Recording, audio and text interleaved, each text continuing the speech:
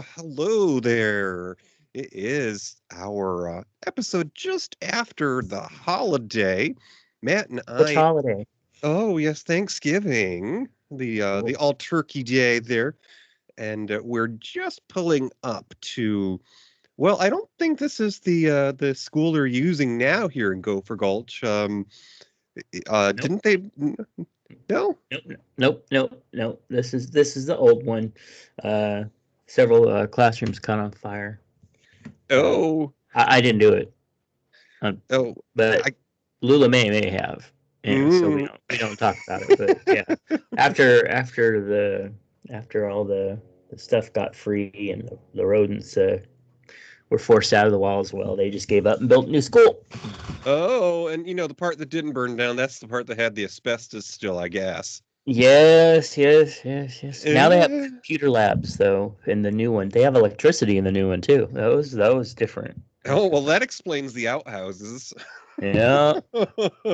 Yeah, you don't want to go in there. Oh, well, I'll go ahead and let the folks know what we're talking about here. If you didn't catch the last episode, this will be a flashback for you. So, an autistic boy dreams of flying, touches, not that way, everyone Mhm. he meets, including a new family, who has moved in after their father dies. We'll be discussing 1986's The Boy Who Could Fly. Mm-mm. Yeah, we were just talking a moment ago, Matt and I, that, the Thanksgiving holiday has just passed, so we're now into the holiday season, and I No, think no, no, no, no, no, no, no. and I think that you had mentioned that no one left your house with any gunshot wounds this year. Nope. It was real nice. We had one half of the table that was drunk, and the other half that were AAers. And we had to grab some of them, hold them back. Like, no, you don't need it. Call your sponsor.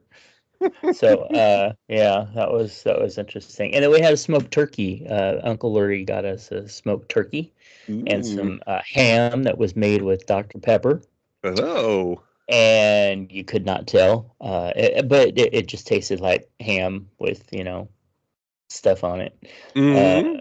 and then the smoked turkey though didn't taste smoked, but if you touched it with your hand smelled smoky like the rest of the day, like somebody had just like blown a cigarette right in your, like here's an ashtray.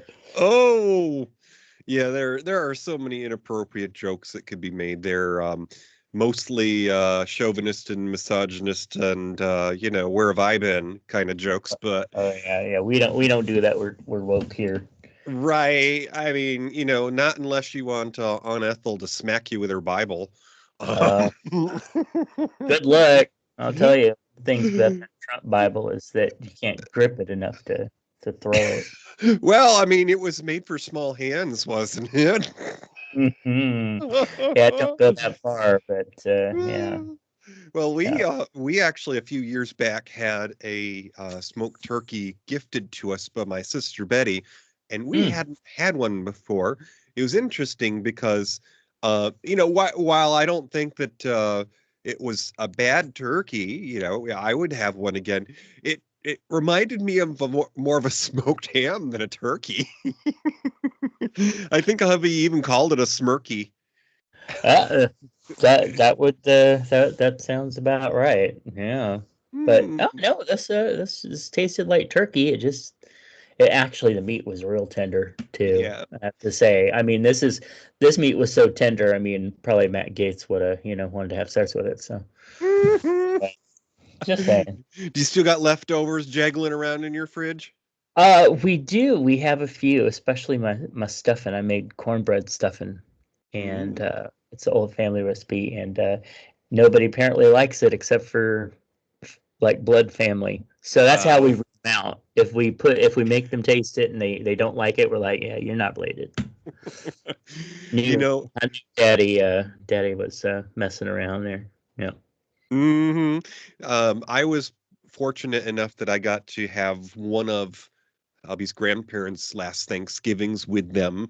and we had, this was years ago now, but just a memory.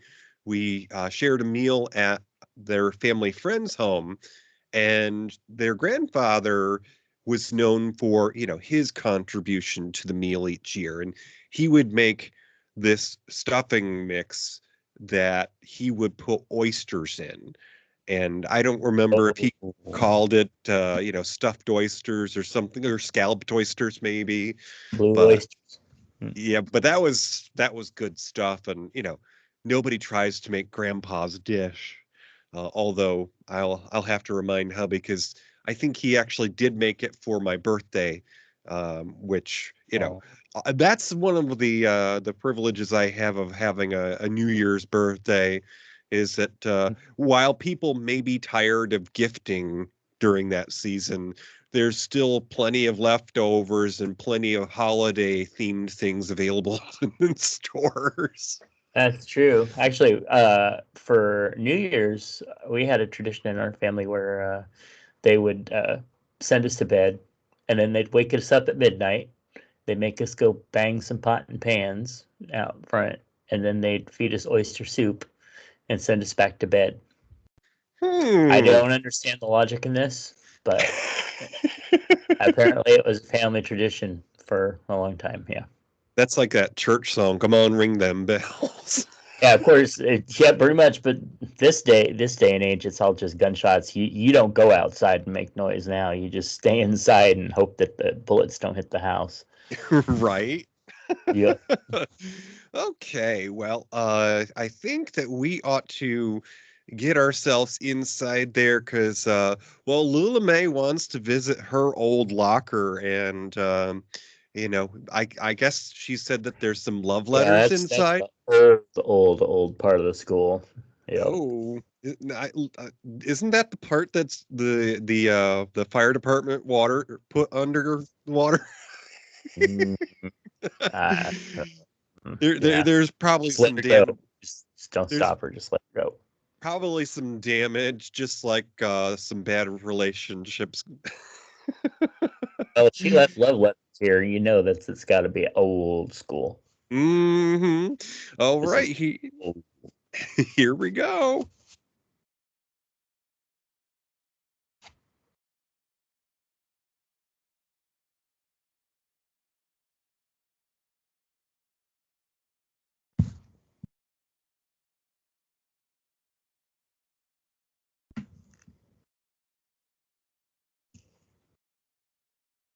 Okay, so this is a film that came out in 1986. I was just a little young in there. I was in middle school, but it's been long enough ago that we need to look back, and we need to tell the folks a little bit about what was going on in the world, or the US, in 1986. In 1986, the catastrophic explosion at the Chernobyl nuclear power plant in the Soviet Union, now the Ukraine, released massive amounts of radioactive material into the environment. It led to the widespread health and environmental issues and became a landmark event in nuclear safety, influencing policies on nuclear energy and disaster preparedness worldwide. So it should be noted, of course, up until the fall of the Iron Curtain, a lot of the technology that existed in that part of the world was not cutting edge. And Mm. certainly Chernobyl was a big mark of that, because they were using technology that had been invented in the 50s at that point. Mm. This is some 30 Back to some years later. dinosaurs. Yeah. Yeah. So no wonder it was a disaster waiting to happen. So also in 86, NASA had their own disaster, unfortunately, the Space Shuttle Challenger. And we could talk about that for a second there. It disintegrated 73 seconds after launch, killing all 7 astronauts on board, including teacher Krista McAuliffe, the first civilian in a U.S. space mission. Now, Matt, where Mm. were you when the Challenger happened? I was at home watching it on television Yeah. and stunned, absolutely stunned. I I really didn't understand what was going on for a while. I think I was in second grade, and we were all waiting for the launch to happen in our classroom. And of course, there were delays, as there have always been with weather conditions and whatnot, and being prepared. We ended up going to our next class, which I think was gym class. And we came back from gym class, and our teacher had watched the event. So we were spared seeing it Mm, as it happened live, but we came back to our teacher sobbing. And of course, for days after that, they would show this on, the 24-hour news there. mm, And so even though we had missed the live part of it, we were, not spared the replays. And I remember mhm. us having a group hug in class. And, Oh. in those days, I mean, we're not talking 50 years ago, but, Mm, 25 or so years ago, in my little small town, we didn't even have therapists in our school for, if somebody should have lost a loved one, much less, mm, any sort of direction for what to do when there's a national disaster like this. So our teacher was, very in tune to embrace the kids to have a group hug like that. So, mm, and also in '86, one of the top three things that happened that year, following a controversial election, massive public demonstrations known as the People Power Revolution, leading to the ousting of longtime dictator Ferdinand Marcos, ending his 21-year rule in the Philippines. And it inspired other pro democracy movements around the world. And I want to say a handful of years after that began the protests in the People's Republic of China with Tiananmen Square. mm. Well, I just know that it probably would have taken him a shorter time to step down, except that it took at least 6 months for Imelda to get her shoes together to leave. You do know what I'm talking about, right? I'm not sure I do. Okay, so you youngins. So the joke was that Imelda Marcos was like she had this massive, massive shoe collection. It was something that she was actually known for, and so the joke was always that Imelda Marcos said blah blah blah more than Imelda Marcos's shoes. So. Oh, Mhm.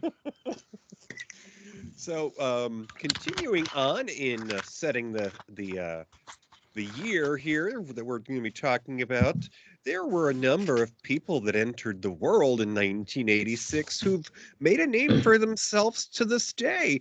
Matt, tell us who some of those celebrities were that came into this earth then. Well, I don't recognize a lot of these names, so I don't know. You'll have to help me here. But there's Lady Gaga, who apparently is a singer, actress, diva, and activist.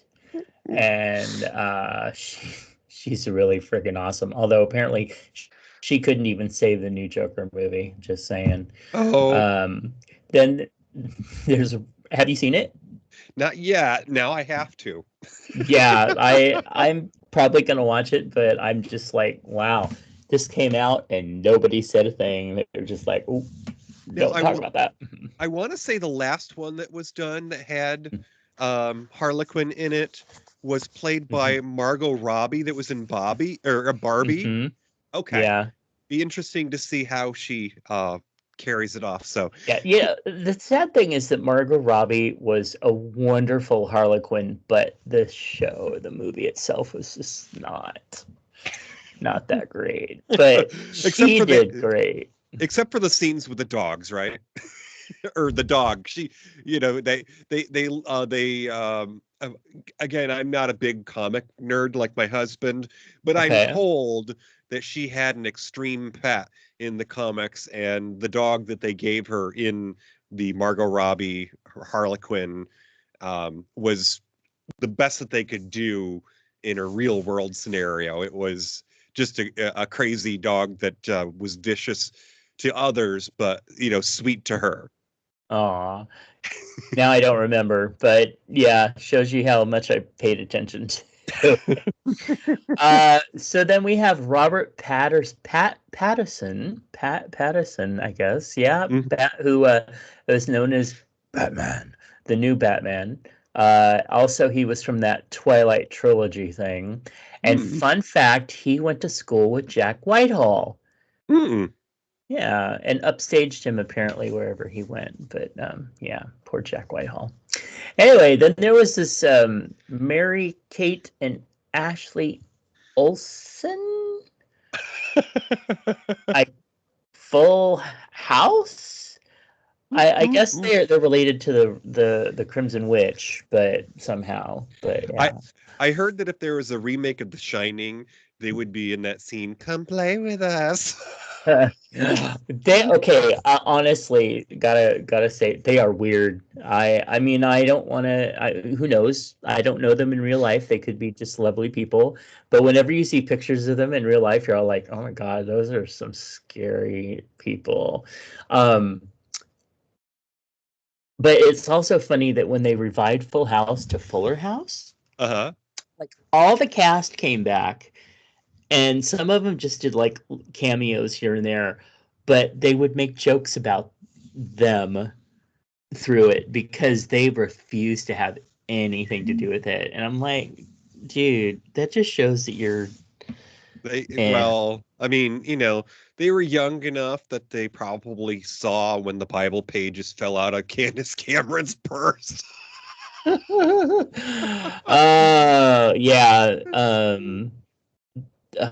I don't Candace Burr. Ugh. Yeah. Her and her Brr. brother. And see the sad thing for me, is that I actually on the show loved Candace Cameron Burr's character, Yeah. and and it was a very gay accepting show. It was very, everything was, but in real life, oh no, I mean, I wouldn't no, even wipe a shopping cart down for her if I worked at Walmart. no. It'd be like whatever's on here, it's all for you, girl. Have fun. Anyway, but then it'd be like whatever's supposed to happen must be ordained by Jesus. Bye bye. Amanda Bynes, Nickelodeon sketch comedy series, All That. All that. Mhm. I watched All That, but I watched it like in my 20s because there was nothing else on when I was working at that point. Uh-huh. I'm like, I actually thought it was kind of a good series, but you definitely had to have been a kid for it I to. mean, it was kind of a kid's SNL. Yes, that's really good. But oh man, don't go watch the documentary about like what. Oh yeah. Oh, don't. It'll. Speaking of speaking of the boy who touched everyone. Um Yeah, boy, either. I'm like, oh, that's not nice. all right. Anyway, then there was Leah Michelle, who apparently did Mm-hmm. something called Glee, Right. and it's all about her. Yeah, I don't know how to feel about her. So, and then there was this guy named Kit Harrington.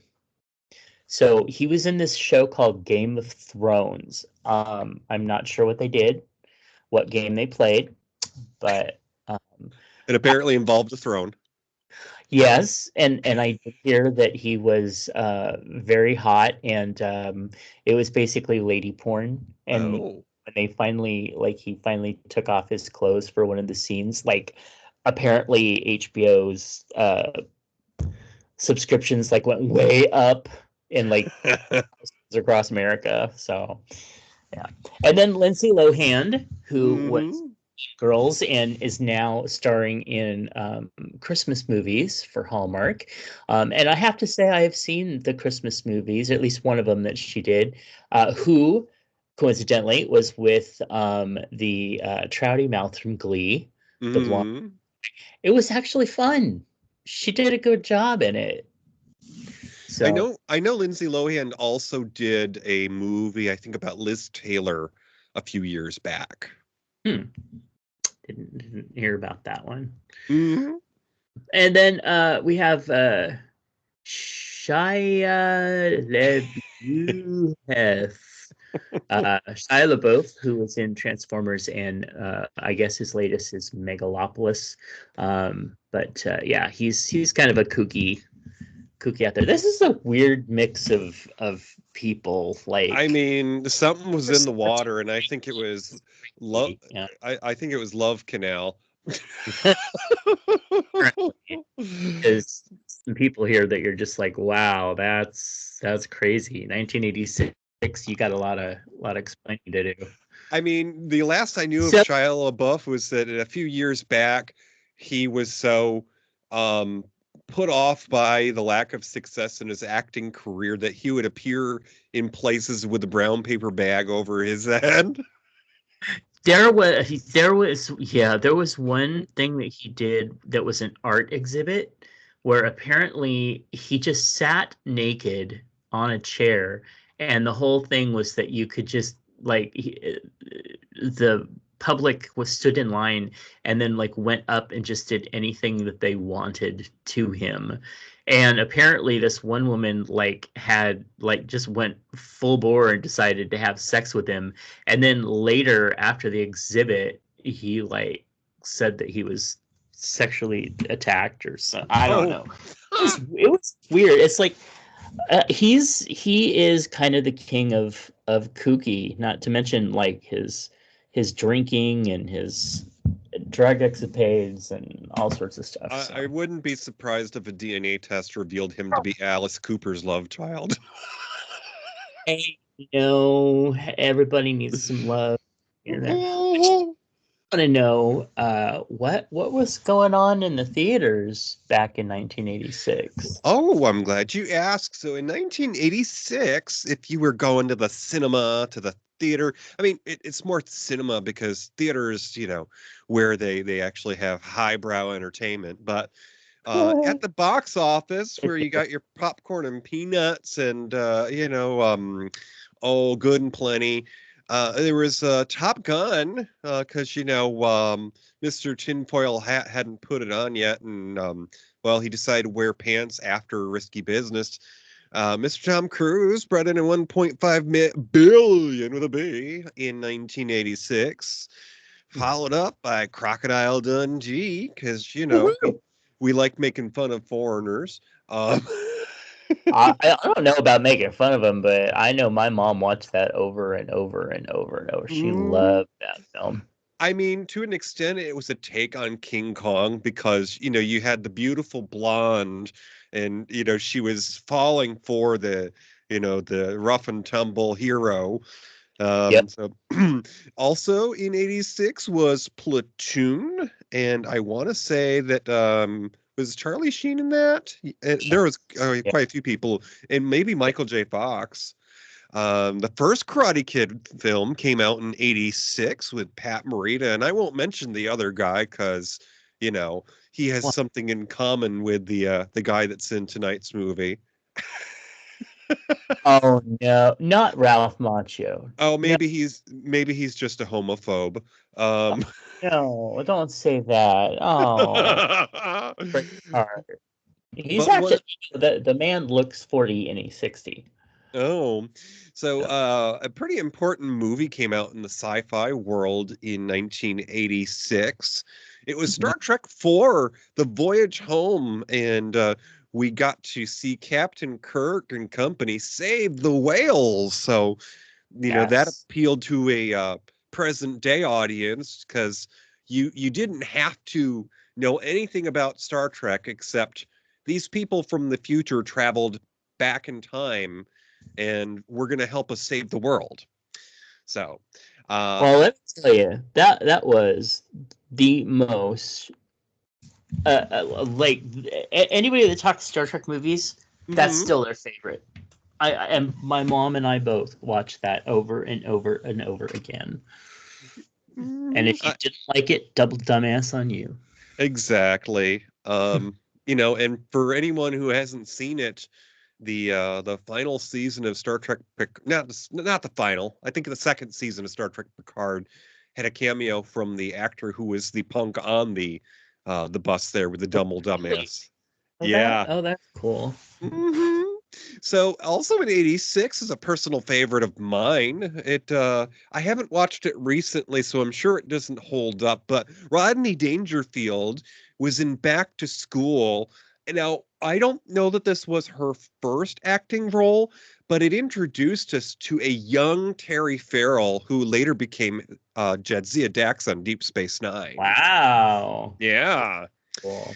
And in 86, we also got the first of Sigourney Weaver's sequels in Aliens with an S.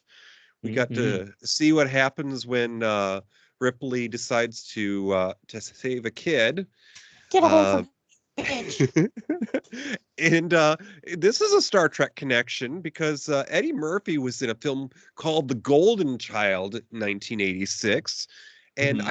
I remember reading a one of those behind the scenes books. And originally they were considering having Eddie Murphy cast in Star Trek 4 as one of the people the crew of the Enterprise meet up with in the real world. Oh, I'm glad they didn't do that. Hmm. And But The Golden Child, that's another one my mom watched over and over and over and oh over. yeah. In Yeah. in 86, I hear tell this is something that Matt likes because it has Miss Bette Midler and it's ruthless Yes. people. And Helen Slater. Yes, Miss Supergirl. Yes. And then a movie that well has something in common with tonight's movie or today's movie that we're talking about because it looks like The Boy Who Could Fly was possibly filmed in the same neighborhoods as Ferris Bueller's Day Oh, Off. yeah. The suburbs of Chicago, which, let's be honest, were the settings of all John Hughes movies. Yep, yep. But hey, brought them some money. But that's another movie. That isn't I have to say that whether you like that movie or not, it is iconic. And hello, Edie McClurg. She is the star of the all 80s movies. Like she's so brilliant. I love her so much. And I haven't looked it up and I won't, but this is, to implore our listeners, prove me that I'm wrong if I am, but I want to say for the longest time I believed that the actress who played Ferris's sister was the same gal that was in Dirty Dancing. She was. Okay. Yeah. Yay, Yep. Yeah. I get to be right once today and my husband's at work. Oh, well, you can rub it into him later. Right. Yeah. So, as we start discussing the film, folks, let's put it into your mind this way. All movies, or many movies, are based upon a story that's written beforehand, a screenplay, if you will. And plays are famously presented in three acts. So, the first act of the film, The Boy Who Could Fly, is the exposition. Matt, tell us about the first part, the first act. Okay, so basically, in The Boy Who Could Fly, we meet 14-year-old Millie Michelson and her younger brother Lewis and their dog Max and their widowed mother Charlene. And they all move to this new neighborhood after Millie and Lewis's father has died. And so they are basically moving there. So the mother got a new job that she's going to struggle with a bit. But as a single parent, new job, she's trying to navigate the kids, get a fresh start for them. And, well, Millie becomes intrigued with the neighbor boy, Eric Gibb. Okay, so he is described as a mute, orphaned teen neighbor living with his alcoholic uncle Hugo. So everybody thinks that he's troubled or he's autistic or he's got something going on because he's very withdrawn. He's unusual. He doesn't listen. He basically is what you would describe today as extremely neurodivergent. But Eric kind of sparks Millie's curiosity, and since they live next door to each other, and well, a connection kind of leads to finding out maybe he's not as distant and detached as everybody thinks. and Mm, he may have a special gift as well. mm. But So let's not let the title ruin it. exactly. So, before we talk about the folks who made this, we could certainly talk about things that happen in the first act. So, the family moves to town, and you see them walking through this house, and of course, it's explained that the family who had the house before had two boys because the room that the daughter ends up moving into has uh quote unquote Cowboy boy, wallpaper. yeah, cowboy wallpaper. Yeah. Now, Matt, who plays the little brother in this? Okay, so interestingly enough, this was oh gosh, what's his name? Fred. Mm-hmm. Okay, I'll get there. Fred Savage, who would Mm-hmm. just a few years from there would go on to be in the Wonder Years. And interestingly enough, this was his first role ever. And he did really well. I Yeah. was really blown away by how well that he did. So he was a good actor. Uh, And yeah. I looked it up, and apparently he was about 10 years old when this movie came out. Mm. But I think that because of course actors don't always play the age that they are themselves. So Mhm. I would say that he's probably playing somebody who's maybe a couple of years younger than him. Yeah. Yeah. Because I don't know too many 10 years old that ride around on tricycles. Right. Yeah, I think he was supposed to be playing like, 6 or 7 or something like that. But Hmm. yeah, he was pretty grown up for that. Of course, back in the 80s, kids didn't seem to be they didn't kids in movies didn't seem to be as uh childish or naive or whatever as they portray them in movies these Mm-hmm. days. I Mm-hmm. mean, that's just my, opinion, but I mean, when you're these are 12, Gen Xers, so they pretty much are on their own. I mean, today a 12-year-old wants an iPad, and how do you stop world events from showing up on their iPad? So, grow up pretty fast versus I want to watch the Smurfs. I wanted to uh, watch the Smurfs when I was in my 20s. uh, La, la, la, la, it, la, la. I mean, it's my safe space nowadays. Yeah. Mm, and somebody else that makes an appearance because this is the beginning of the movie. They're moving into the house. Is the neighbor girl who helps her? Well, let's just say she walks in because the front door is open, and she just comes right in, and then she finds her way to the kitchen. And what does she ask Millie, the teenage daughter?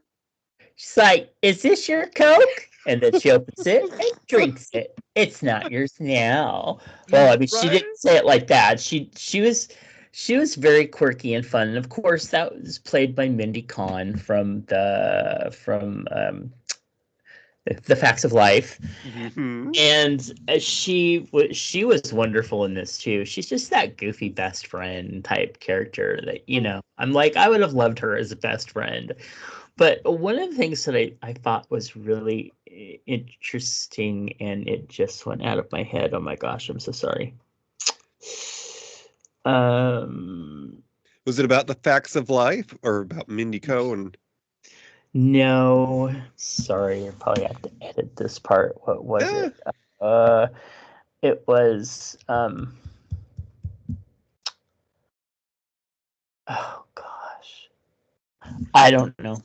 I don't know. It left. well, I have something involving the two girls that I think I will discuss around Act Two because it involves when they start getting chummy. Oh yeah. So yeah, so the family has just suffered a loss, and it's not immediately clear, I don't believe, what that loss is. We should explain, it is part of the backstory, but as a viewer, you see them move to this town and you're wondering, usually when somebody moves to somewhere new, they're starting over and someone's gotten a job or something. And there does come a point where the mother is sitting in the living room, longingly looking over a photo. And we'll get to that. But I will just say, I'm not sure they got the same actor to play the dad as was in the picture. Yeah, it was a little different. Did you also notice how weird that house looked? Like when they did front shots of that house, you just looked at it and you're like, "There's that house is weird. That's creepy looking. And Like who I'm not built that?" and I'm not even sure they use the same house for all angles. Because Yeah. there's one scene where they're in the backyard and you're like, okay, the girl's window is supposed to be facing the neighbor's window. Uh-huh. There's a little bit continuity here. So, Yep. okay. So, yes, this is Fred Savage's first movie. He's the little brother, and he decides to drive around the neighborhood because that's what he's used to doing in his old neighborhood. But what happened, Matt? Well, he ended up running into some bullies, which was really, really sad. And they basically made it so that his challenge throughout the movie was to make it all the way around the block. And Mm. they said, "No, you will not." And by the way, did you know that one of the bullies apparently, and I couldn't figure out which one, Mhm. was apparently Jason Priestley. I was going to say, I've watched it over and I assume that he did not have a speaking part because I don't remember seeing I him. guess not, because but he was apparently in this, and it was his first movie as well. Hmm. So yeah, Okay. So, the person that tells the story, the person that operates the camera and decides how the set should look, and if there's a twist, that's the director. Matt, tell us who made this movie for our enjoyment. well, believe it or not, it was Nicholas Castle, who was born in 1947 in Kingsport, Tennessee. So he probably kind of talked like this. Uh, Hmm. but he was an American screenwriter, director. He was also an actor. He mostly worked in horror, fantasy, and family films. As you do, horror and family go hand in hand. But he actually gained fame, get this, as Michael Myers in John Carpenter's Halloween. Huh. 1978, he was Michael Myers. That You, is just crazy. And he also reprised the role in when they did the sequel in not the sequel in 2018. hmm So, he wasn't in any of the others, but those two, Now, that was now, him. wasn't that the one that was behind a mask? Yes, yeah. Okay, He so here's wore a another mask the whole start. time. And his sister Jamie Lee was Curtis. yes. Now, here's a Star Trek connection for you folks. I know we've already kind of had one, but Run, so wait, Pat 3. right. Oh, someone's counting now. I'm in trouble. Uh, so of course you should know that the villain in the Halloween films, at least the first one, was wearing a mask of William Shatner as Captain Kirk, of course, because this God, is yeah, 1970 something. yeah. They changed it later on because um, Grumpy Pants decided that they have to pay him for his likeness. So after 78, Matt, what came to be of Mr. Castle? Well, he went on to co-write Escape from New York, and then after that, he directed films like The Last Starfighter, The Oh. Boy Who Could Fly, of course, Dennis the Menace. We can forget about that one, and Major Payne. So actually, a lot of the 80s, hits. I mean, The Last Starfighter is iconic. Oh Uh, yes. and so he also went on to write Hook, and he also wrote August Rush, which was in Mm. 2007, and for not that big known of a movie. But his collaborations with Carpenter especially included the music for Big Trouble in Little China, He won awards for The Boy Who Could Fly, and he remains celebrated in the industry. And he actually, in 2024, appeared in GalaxyCon in Raleigh to connect with fans, and just was a huge, huge hit. Last Starfighter is one of my personal favorites, and you know, Hmm.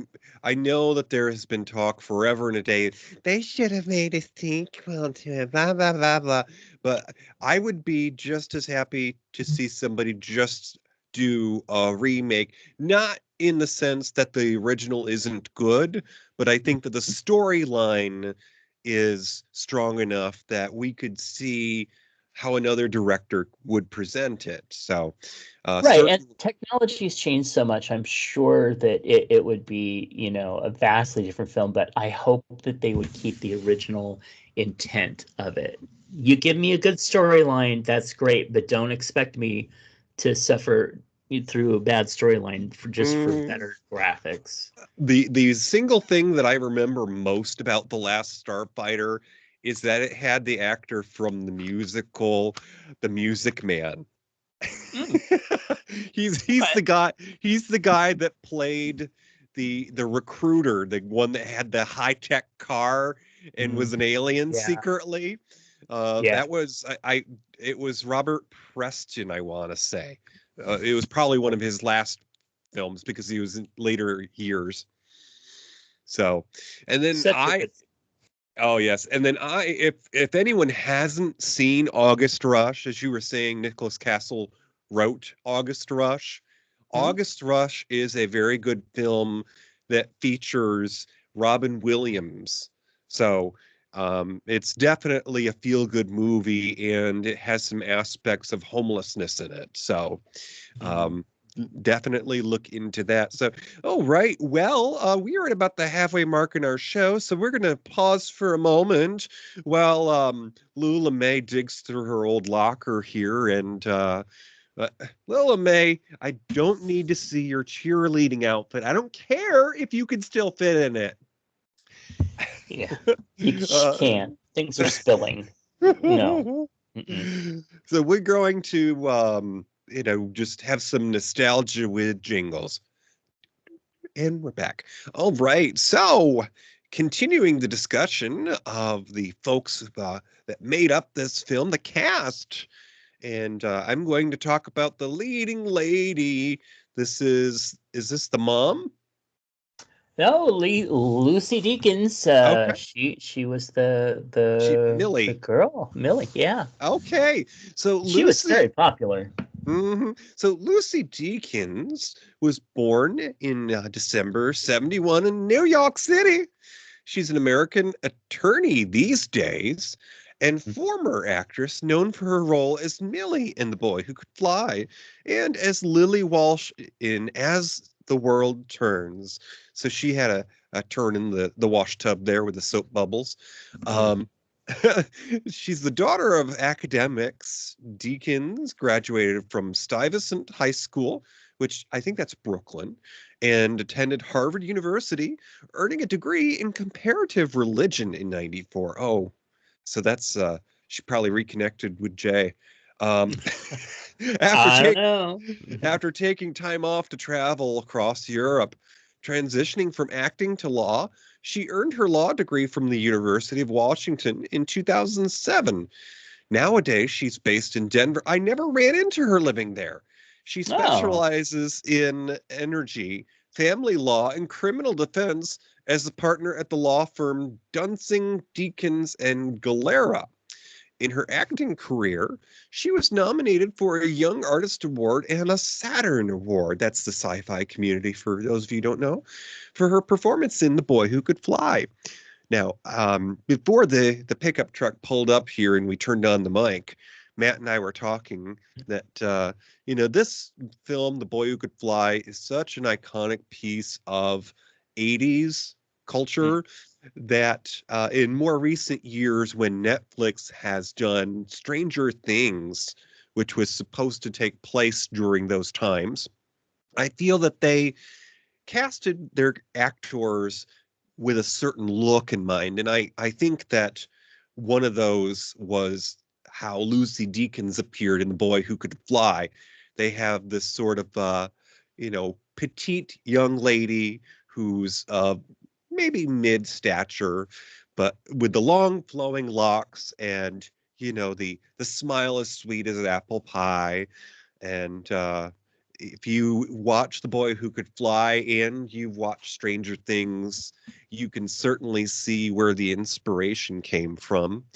And Lucy played Millie, who was the first child in this family. The Boy Who Could Fly. They were the Michelsons, and as the eldest child, she took on more responsibility than she probably would have as an ordinary teenage child because, well, they had lost their father and the husband, and mom was all sorts of out of sorts because she was starting a new job and there was a new thing affecting the industry, computers. So mom was in it over her head, and Millie, she had to take up the slack because, well, mom wasn't really there in the home life for parts of this movie, but she stepped in from time to time so that you could get mom's take on her daughter meeting the boy next door. So, speaking of the boy next door, Matt, we have Eric Gibb, who is that kind boy who's on the spectrum, and who played him in The Boy Who Could Fly.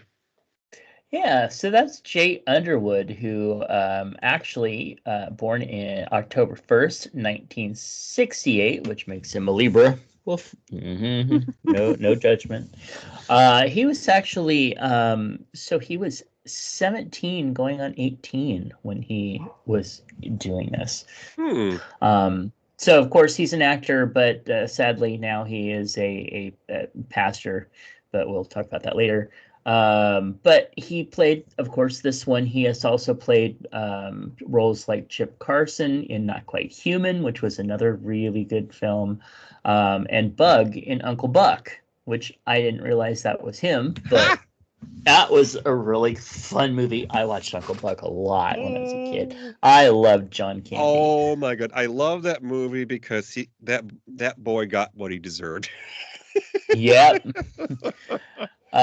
So rising to prominence in of course the 80s, he portrayed distinctive characters, including Sonny Bono in the Sonny and Cher story, Ernest Hemingway in the Young Indiana Jones Chronicles, and in the Human Touch in the, well, let's just say unreleased 1994 Fantastic Four films, which you can go find out there if you really, really want to torture yourself. But anyway, in 2001, he earned the former Child Star Lifetime Achievement Award from the Young Artist Foundation for The Boy That Could Fly, Who Could Fly. Transitioning to ministry, not the group. Not the group. No. Anyway, he served as a junior high pastor at Calvary Baptist Church in Burbank, California, before becoming a full-time pastor in the First Baptist Church of Weaverville from 2007 to 2020, and then returned to Calvary Bible Church in 2021 as interim pastor teacher. Now, the reason that I kind of groan and moan about that is because Calvary Bible Church, which is, I believe, also where Chris Pratt takes his ministry, is even though they will deny it, they are very anti-LGBTQ, and they just child. So I will say allegedly anti-LGBTQ to be fair and journalistic, but so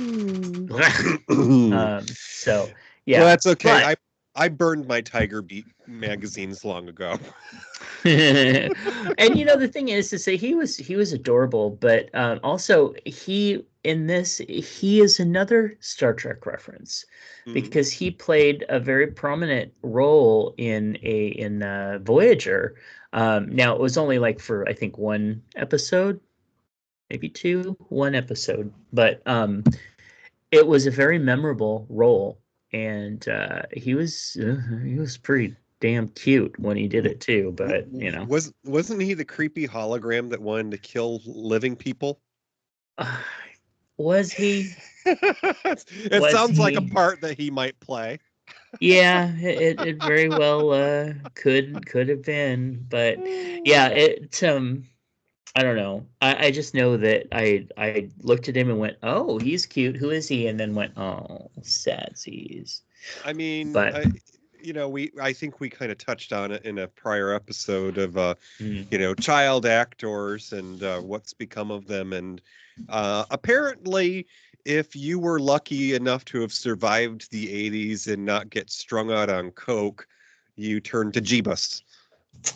yeah, yeah, and there's nothing wrong with that unless you turn to Jeebus that hates people. That's not. Yeah, that's Right. Because when you have hate in your heart, it makes you ugly. that's true. And there's a lot of ugly people out there. So let's turn the page. See what I did there? Bible reference. You and May, I wasn't talking about you. Anyway, yes, turn the other cheek, girl. Let's. Oh, hey, you found another notebook. Oh, good. Keep yourself busy.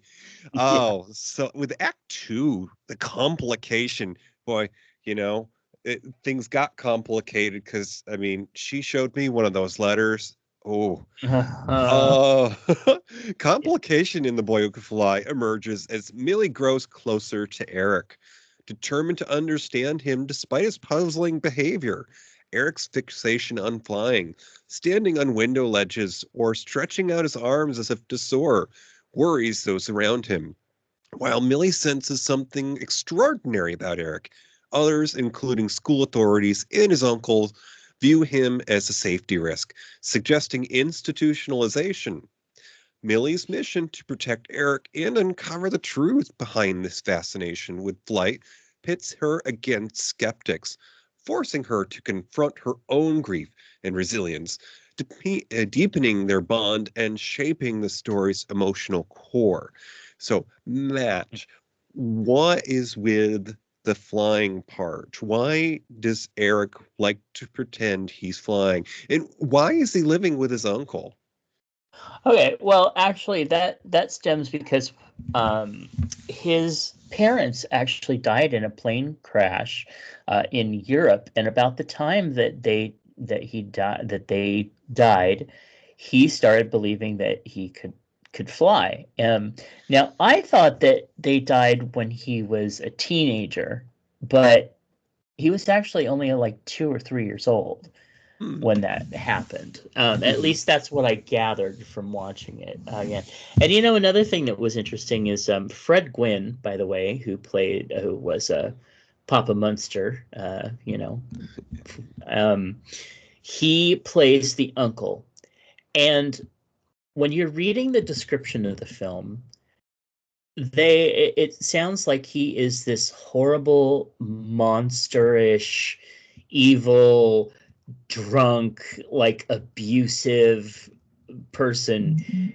And no, he's just like the kind of silly drunk guy that lives next door who, he's not mean, he's not abusive, he's just in his own sad world because he has probably, been lived through a lot of tragedy that he just couldn't you know, handle himself.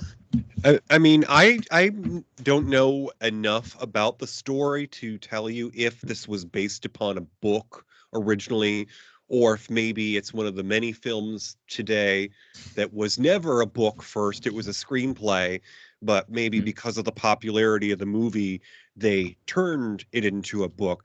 But I would be interested to see a book that shares this story because maybe you would learn more about the characters because you don't have, the few moments that a character is on screen for you to get Mm-hmm. the impression of them.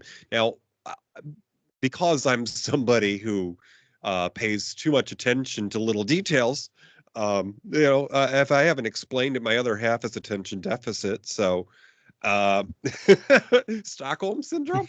Um, Well, but and another thing that doesn't get explained is if he was like young when this happened and he was sent mm, to live with his uncle during that time, how did he get to be, like 14, 15, whatever he was in the movie, raised by his uncle without being taken away a long time before that? mhm. So I don't understand. I don't understand. Well, and then realizing that there's only so much time that you can, budget for each of the characters if they're not part of the main story. Of Hmm. course, you don't get much screen time to get an impression of the uncle. You just realize that it's played by Fred Gwynn, and you do have some really charming moments there where he lends his talent to the role.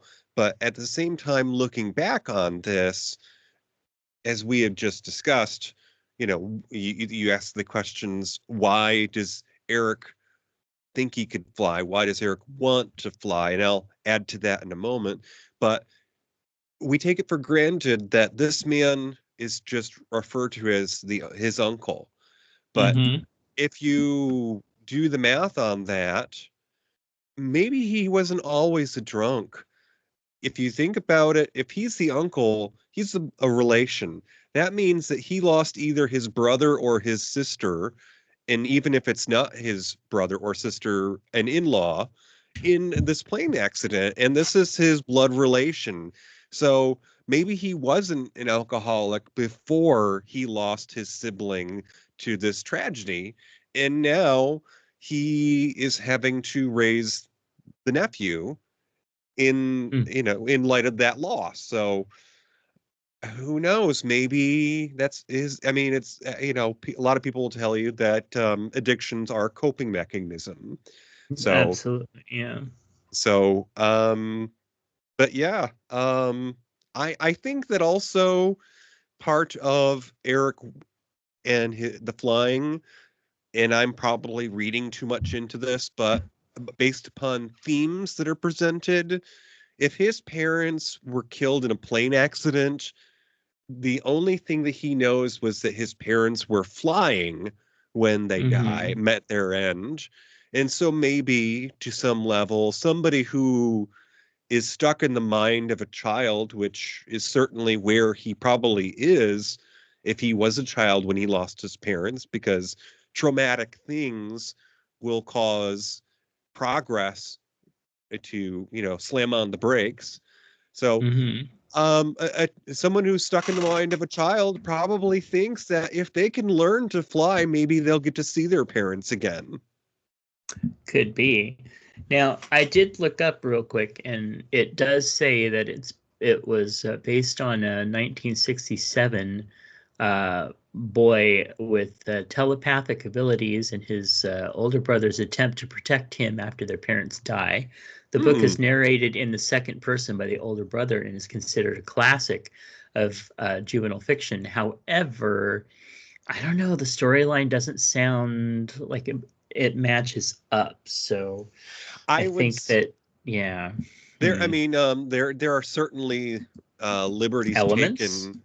Yeah, elements, but adaptations for screen often change the presentation because one Yeah, of there's my change and then there's change. You know what I'm Mhm. I mean, saying? one of my favorite films, a Robin Williams film called What Dreams May Come, has the lead character's wife being an artist. However, in the book, she's a chef, and you can't present how food tastes in visual form as well as you can art. So they adapted that Hmm. for the purposes of the film. But in the same way, I used to when I was in school, in middle school, I used to read books and watch a movie and compare the two in a book report. And to that end, I guess you'd say, Forrest Gump is one that's a lot like that. The book was written years before the movie was made, and there were Hmm. changes. And, Sally Fields probably wasn't responsible for the changes of her character, but she treated her child kindly, whereas in the book, it was a different approach to mental health, and he swore all the time and was never told that that wasn't proper. So, Mhm. they just, laughed and pointed, and as we should attest to, there are certain moments in The Boy Who Could Fly, which, although iconic pop culture of the 80s, certainly presents things in a way that would not be appropriate for today. Case in point, when the neighbor Geneva, which Mhm. I'm sorry, I'm going to sound racist, is the very ethnic name for a Caucasian girl, in the 80s, I think. But compared to Millie, at least. Mhm. Anyways, Millie and Geneva are just having a discussion about boys. And let's just say the R word is brought up. And Mindy Cohn's character, Geneva, said, you can't have that kind of relationship with someone who is the R word. Mhm. And that's And then not she proceeds to get Millie drunk, right. I mean, as you do. talk about what are the eye for an eye. Mhm. So, as we were saying with Act Two, this is when things get complicated. And I actually did read it, didn't I? Like 10 minutes ago. Yeah. Okay. So when things get complicated is when Millie realizes that she is getting a response out of Eric. And aside from the name drop that we just had, where the uncle is played by Fred Gwynn, there's a couple of other pleasant surprises in this film. And I won't give away the other one, but as somebody who really enjoys 80s and 90s sort of iconic things, I was pleasantly surprised to see Colleen Dewhurst, who Mhm. some of you may only recognize as the actress who played Marilla in the Anne of Green Gables miniseries that was Uh-huh. adapted for television. Colleen Dewhurst plays Mrs. Sherman, who is one of the teachers in the high school where Millie and Eric attend. And it's interesting because she is just simply presented as a interested party. She's been, you know, um, basically made responsible for Eric to some degree because the uncle is an alcoholic, of course. But Mhm. I get the impression that she might have been something more. I feel like maybe this I think she was an English teacher, wasn't she? I think so. I think this English teacher that Colleen Dewhurst plays might have been a friend of the family and might have actually, in my own mind, maybe in the book, might have been Eric's godmother. Hmm. That Just would have been because, interesting. But then, I mean, I could see that, but I could also see if she was the godmother, wouldn't they have wanted him to go live with her? true.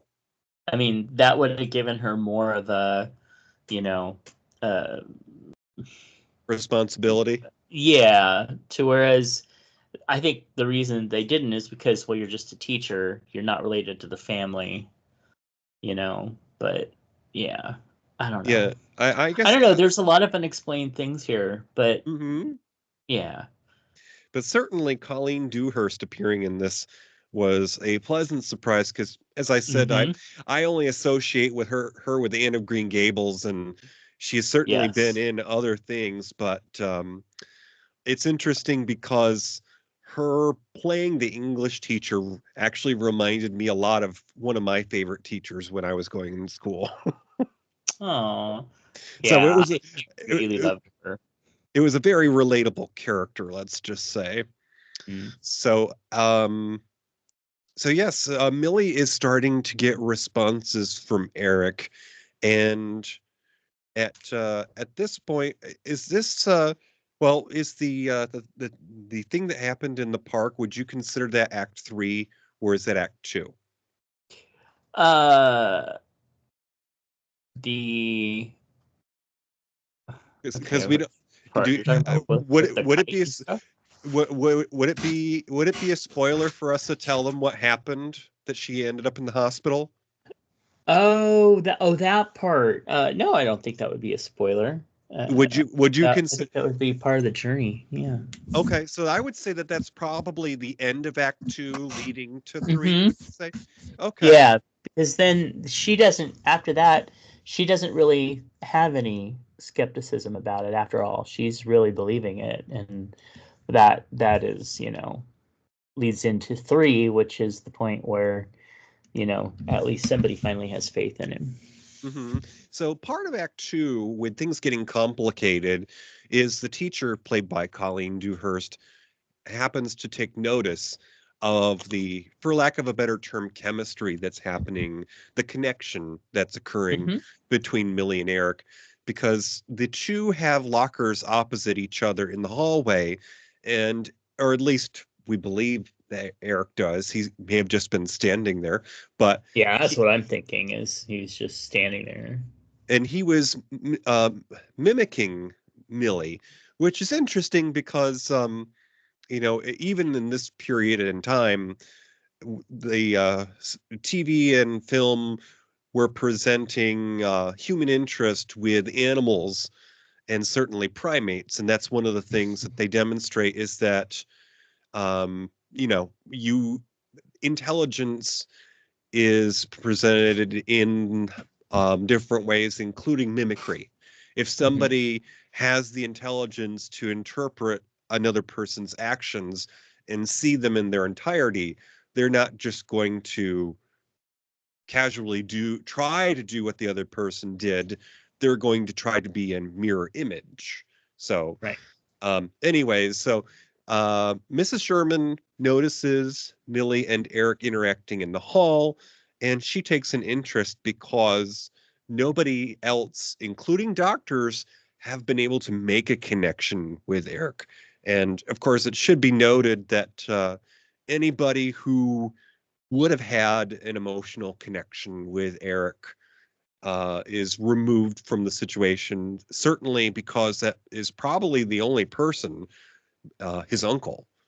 So he has Mm-hmm. nobody who has any reason to have an interest in his well-being, and yet now this stranger who, yes, is his neighbor, but is just not anyone who has a reason to be interested in his well-being, has decided, I don't like that people are picking on this guy. He's not Mm-hmm. that different, and he likes being around me. So she decides to spend more time with him and continue the connections. And okay, so we will say that Act 2 reaches its climax and evolves into Act 3 when they're out at a park, a garden, on a class trip, and one of Millie's classmates has decided that they're going to try to pick a flower off of this tree. And the person decides to give Mm-hmm. up, but later on, Millie decides she's going to try herself. And of course, there's an accident. She falls, but the next thing you know, she comes to in the hospital. And lo and behold, her life has been saved by her friend Eric, the boy who could fly. Yep. And up until this point, Eric has only spontaneously acted maybe once or twice in her company. One of the times was to save her from a baseball that had gone astray in in a ground. Yeah, didn't save her from the other ball though. Right. But Well, that's because he was in the company of all the people who had bullied him. Why does he want to show off and impress people that are just going to right. hurt him? Yeah. Yeah, no, but the thing that got me is I'm like Millie. Okay, Millie is somebody that I was like, okay, she's smart enough not to get up there on the edge and try to pick a rose like that. What is she doing? She's smarter than that. But then you do have to remember that even though she is, she's still 14. She's still like 14 in the show. She's still 14 going on 15, you know. I mean, she's still a kid herself, and so but trying to be an adult, trying to take care of her younger brother so her mom, you know, has less to worry about, and trying to do, you know, trying to be an adult and trying to be, you know, his friend. And so yeah, but And then part of that is she may have also just been trying to show off for Eric. Is that, oh, look what I can do. But yeah, that's true, very well could have been, but yeah.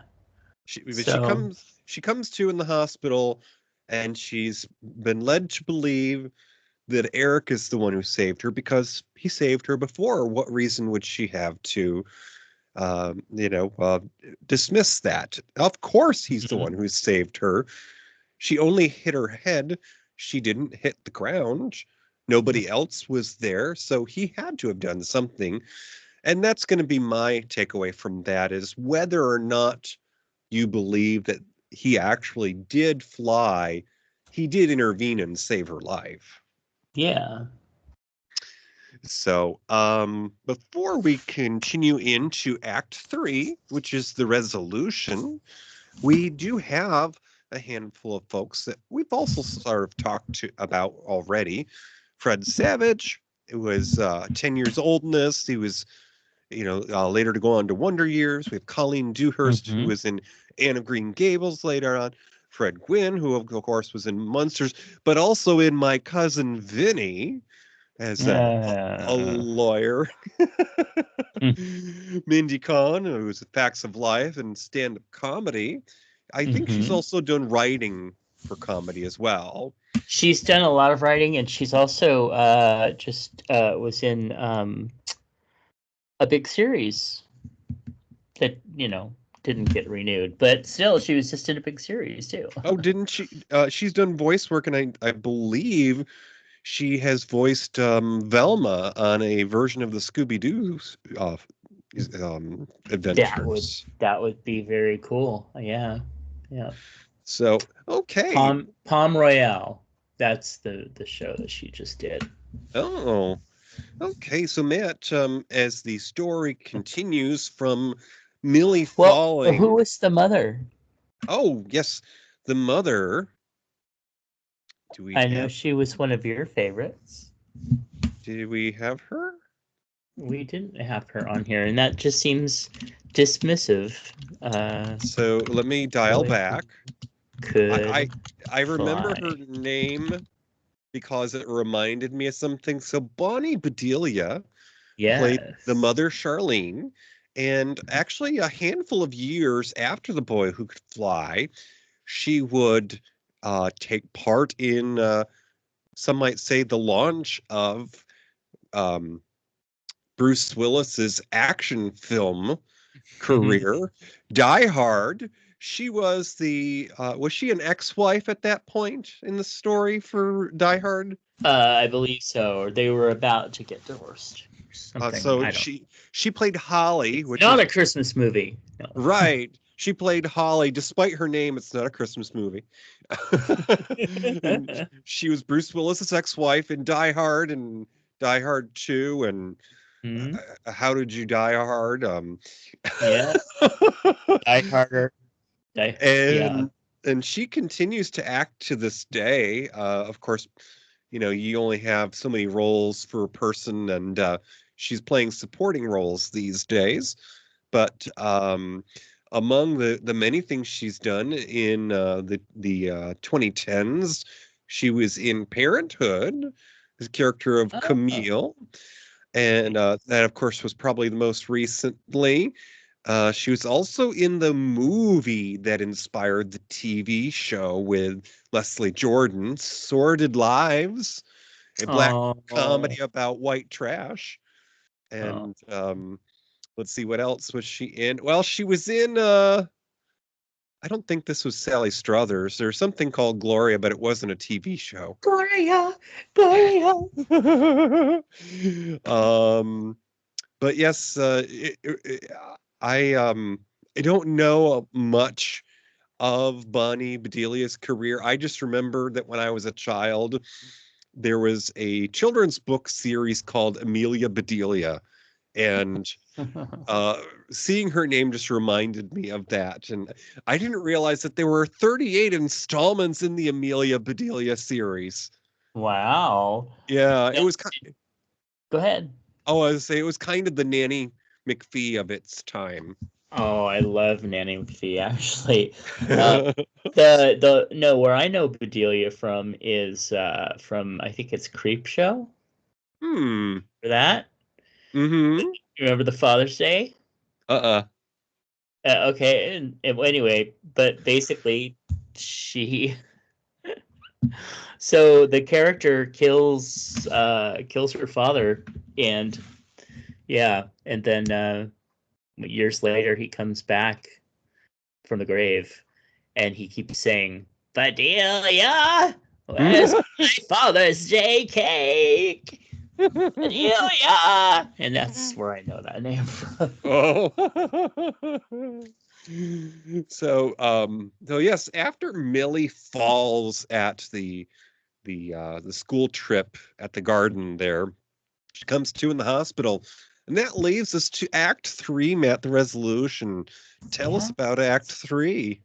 Well, in Act Three, basically, the Eric's abilities are validated by Millie's faith. Um, I mean, everybody's skeptic, right? Even she's skeptic. I mean, come on, people don't fly, right? And but with pressure from the adults, Millie actually witnesses Eric take flight. Now, proving that his dream is real, but she kind of has a dream. Her imagination, this magical moment, like affirms with for her the hope um, that yeah, I'm getting this all messed up. Take two, maybe. Mhm. Okay, so basically, um, this this is the point where Millie's faith in Eric is validated because she's kind of had some suspicions that it's really been going on. But after the fall, after she has this dream, she's determined that it's true, despite all the skepticism and everything, that Eric really can fly. And this is kind of a magical moment that affirms the power and the hope and the imagination. And it's really ends up helping Millie process her own grief over, her father and everything, her new life and everything that's been going on, and just rediscover the fact that, she has all this strength inside of herself, but she's also has the wonder of, it reawakens all the magic and the wonder inside of her, and so anyway, but Eric is no longer being dismissed as just a troubled kid. He gains freedom, symbolizing the impact of belief, of connection, and overwhelming adversity. Um, and this transformative experience really brings closure to Millie's emotional journey, enabling her family to heal from the loss and embrace new possibilities. And the story concludes with this uplifting celebration of resilience, friendships, and looking beyond appearances. And I don't know, whoever wrote this is full of hooey, because I'm like, I just watched this like, this morning, and this is like, I'm like, wait a minute, girl. So basically, at the end, the resolution is, Millie believes in him.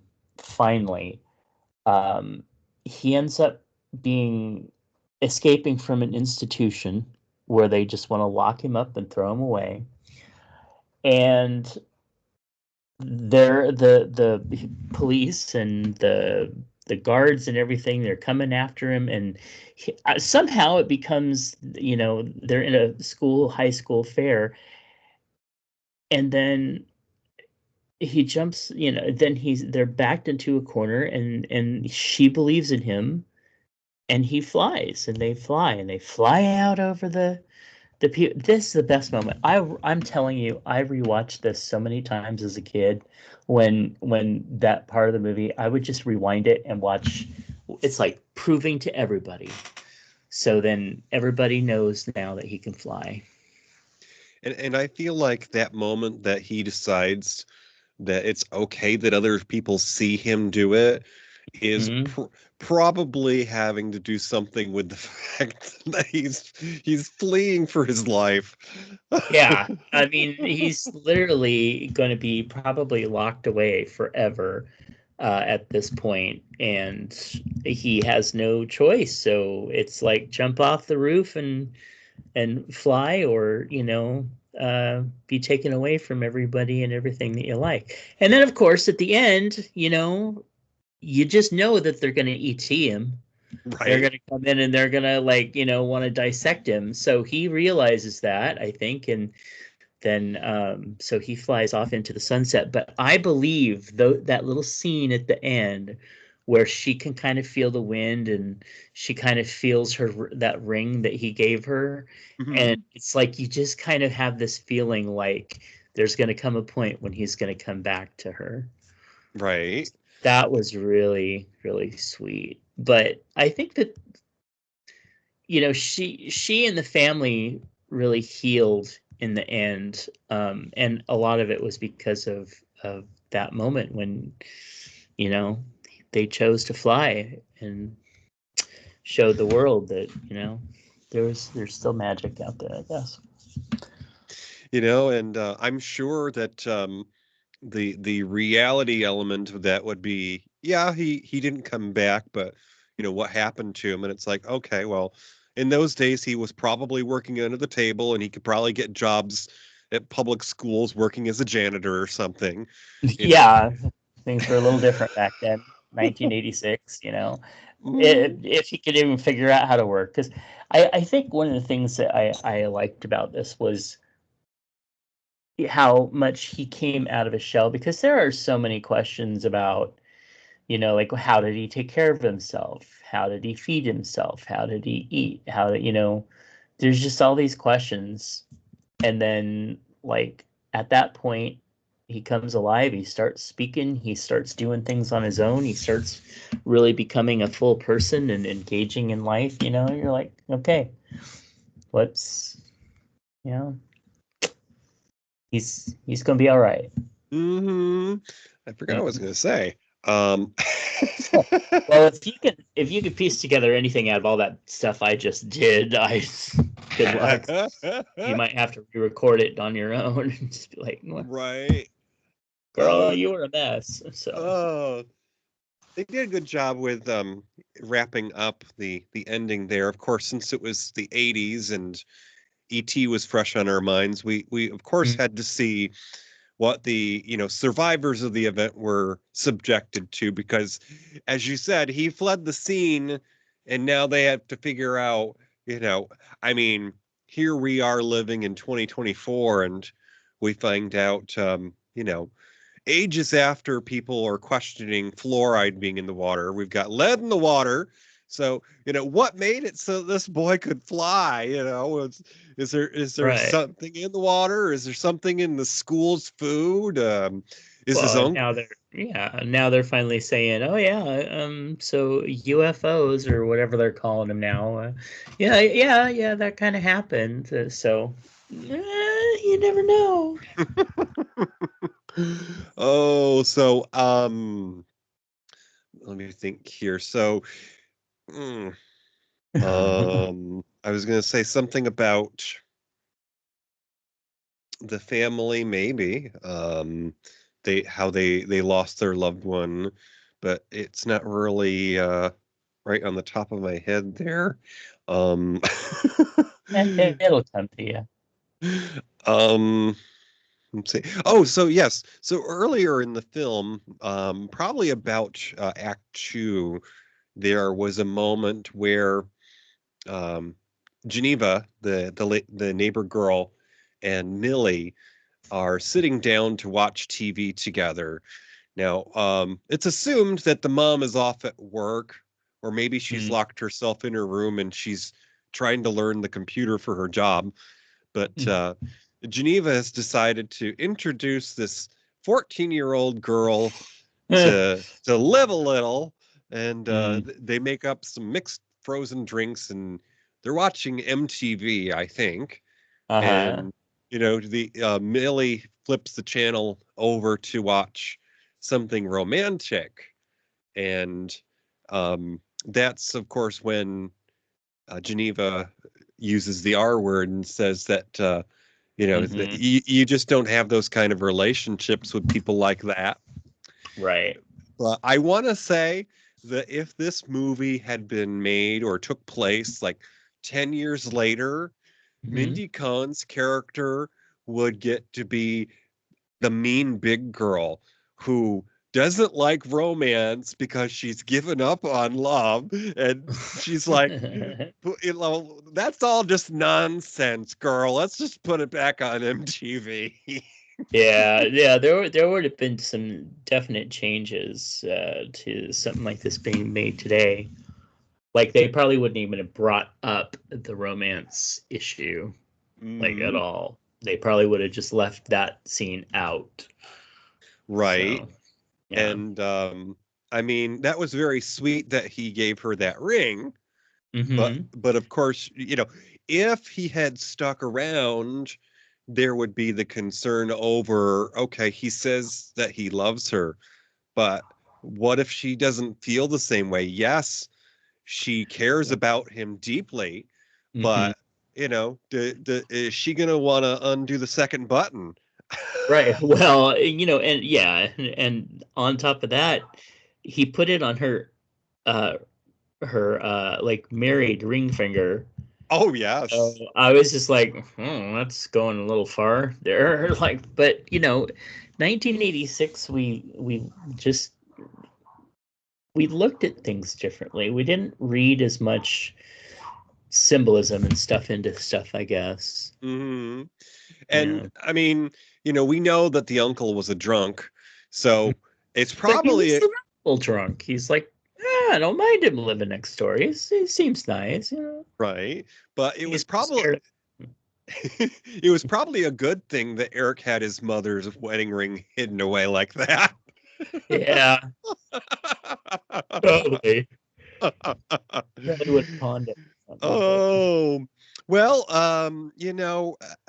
Lula May has finished digging out her notebooks from the locker there, and I think I talked her into leaving the cheerleader outfit because, uh, like you she said, seemed there's like to it. No offense, girl.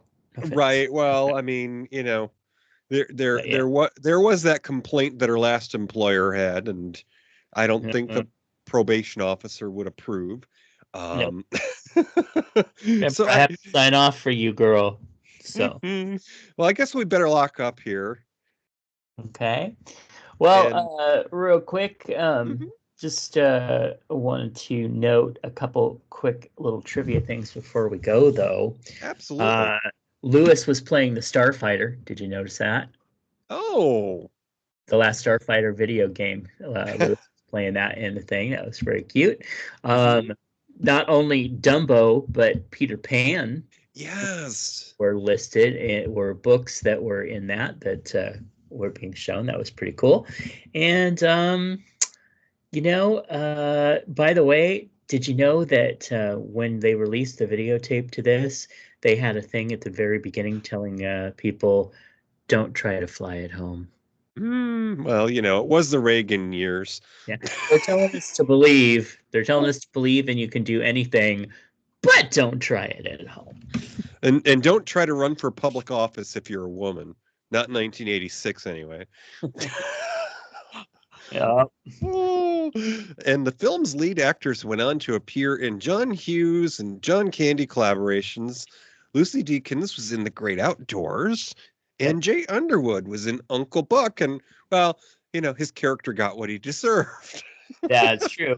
Well, and also another fun little thing was just if you listen for it, Millie and Lewis, when they had that scene where they have to look at each other at the same time, in order to get the timing right, Lucy actually told Fred that she'd tap him on the back when they were supposed to look at each other, but didn't realize that he was wearing a microphone. So when she taps him, it picks it up and you can actually hear it in the film.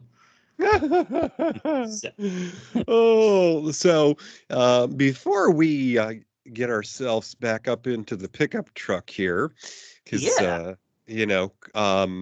I guess Lula May still has some leftovers at home, and well, she wants to give them to the soup kitchen, but I've warned them about her, so I Yep. don't know that they're gonna take what she's given. Although I hear that's a problem around these parts. Uh,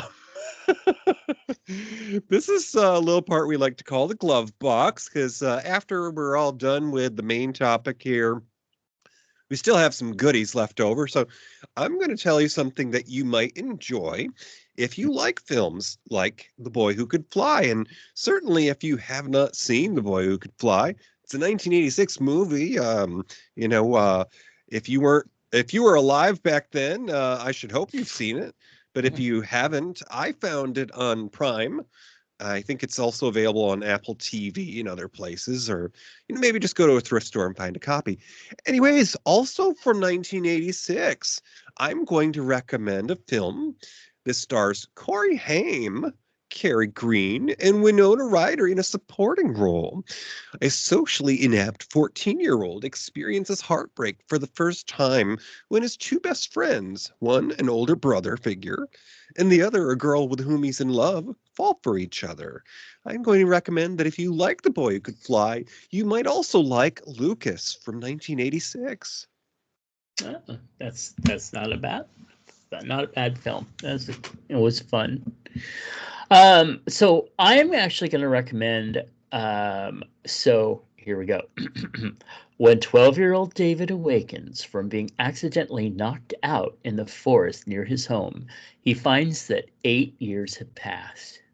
His family is overjoyed to have him back, but just as perplexed that, well, he hasn't aged.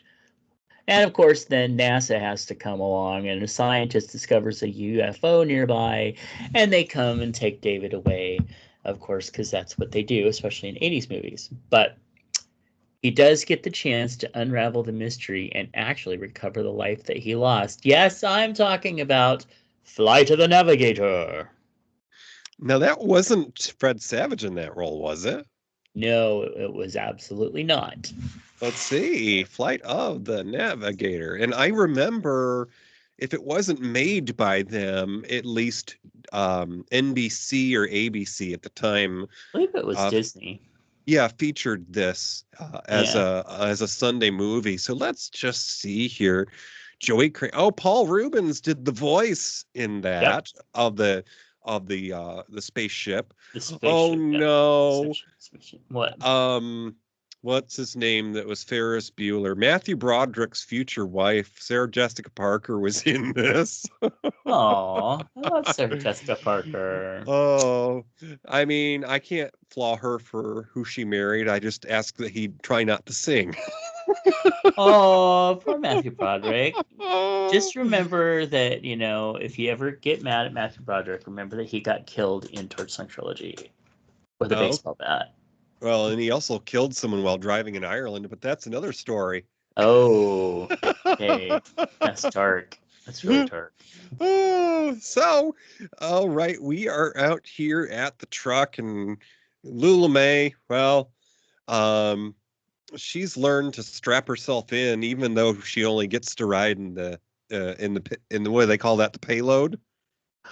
Well, she's driving, so that's true. She forgets sometimes. But move the hound dog. All right. Anyway, so go for it. So we do this thing to figure out what's coming up next. You got a piece of a board game, and it helps us figure out the name of what we're talking about next. Matt, dig that out for us and give that a whirl. Stick my hand in real deep. Oh, and you know what? All right. Yeah. I've been playing these sound effects and I forgot that you can't hear them. So let me Oh, screen share. sorry. Oh, And okay, so here we go.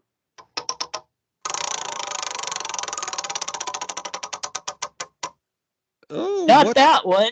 Oh. Go to jail. Oh. Not again. That was last weekend. No, Oh, wait. Lily, it's okay. It's okay. All right, so here we go. Here's what's coming up on the next Matinee Minutia. Are you ready for this? Hmm. A man's love for his pregnant wife is interrupted when a car accident sends him to heaven. He's reincarnated 2 decades later, but when Alex starts dating Miranda Jeffries, his all grown up daughter from his previous life, he remembers his love for her mother. This spells trouble for his past life best friend, Philip Train, who is now perusing Corinne. It's 1989's Chances Are, and that sounds really creepy. Hmm, Hmm. be interesting. It's a comedy, though, right? It is, and chances are stars Sybil Shepherd, a Ooh. young Robert Downey Jr., and Oh, and Mary Stuart Masterson, who would be later in the Fried Green Tomatoes there, yeah. and the gentleman who plays the late father, Louis, is Mr. Christopher McDonald, who some of you Star Trek fans out there would recognize him as the first officer on the Enterprise C from yesterday's Enterprise, Lieutenant Castillo. Oh, wow. Which, Okay. if we're talking about casting, somebody with a name like Castillo uh, Mhm. should probably be not as Caucasian as Christopher McDonald, but we are talking the 24th century. So, I Mm. mean, maybe somebody just kept their name and didn't change it when they married. Well, or he could be Hispanic and not Latinx too. Hmm. Right. He only came out of the printer. They didn't use the right cartridge. Oh, can't say Okay. anything. Right. So yeah, but very interesting sounding movie. I'm looking forward to it. And that will be our just before Christmas episode. That's going to be released on Friday, December 20th. So, it's going to be almost close enough to hear the reindeer. Just hear those reindeer sing-a-ling, ding, ding, ding-a-ling too. Oh, Any Liza, I love you. Anything's better than the Mariah Carey. Beep. Oh, poor Mariah Carey. She wanted to copyright Christmas, you know? Well, you know that she's only famous for doing that song. She's not the original artist. Oh, well, no. Hmm. No, no. What was it? Oh, that's the All I Want for Christmas Is You, right? Yeah. Right. So let's see who did that here real quick. Original artist, It was probably all Mary, right? She used to sing it want to for Jesus. right. All I want when she was pregnant. She's like, All I want for Christmas is you. Oh, you know what? I have to recommend something to you, and I might keep this in or might take it out.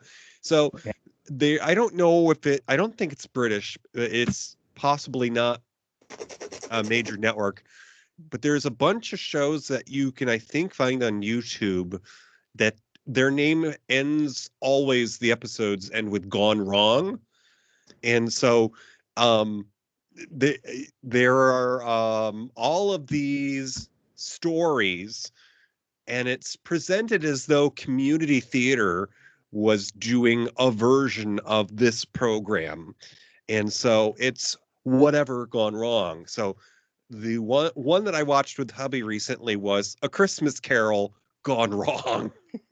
Oh. And so you get to see all of these sort of Saturday Night Live style episodes where these people are putting on a play of something, and they intentionally keep everything in, like sets falling over and people missing lines and things. I love stuff like that.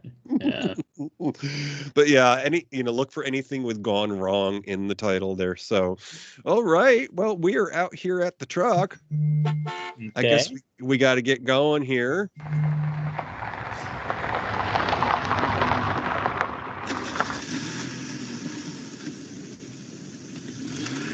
I always get that backwards.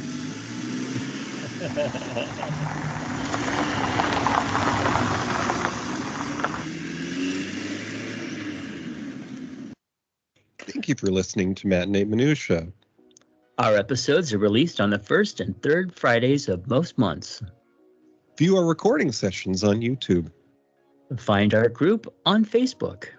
Follow us on X at Matinee Minutia. Participate in the discussion on our Discord. And email us at matineeminutia@gmail.com. Look for DJ on Blue Sky, DJ Starsage. Because I'm not on X anymore. Actually, neither am I. You can find me over there at SBA Matt. SBA Matt. All right. So I'll stop the recording.